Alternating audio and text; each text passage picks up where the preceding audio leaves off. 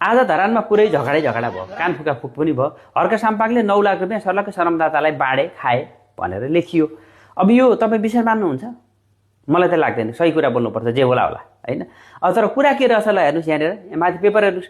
एउटा पेपरमा के लेखिएको छ, पछाडि काटिएको छ। अर्को पेपरमा रकम नलिएको श्रमदान मात्र भनेर लेखिएको छ। भन्नुको मतलब के रहेछ भन्दाखेरि धरानको वडा नम्बर 16 मा प्लम ढलाई ढल्यो।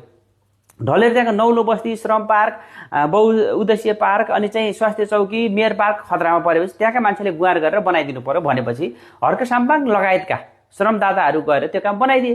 बनाएपछि उनीहरूको काम गरेको ज्याला झन्डै 9 लाख बराबरको यो जो थियो त्यो श्रम मात्र रकम नलिने भनिएको र उतापट्टि अरू चाहिँ 8 लाख बराबरको तारजाली सारजाली यताउता लेसिङ तार अनि ढुङ्गा यो चाहिँ किनिएको भनेर गरेको रहेछ।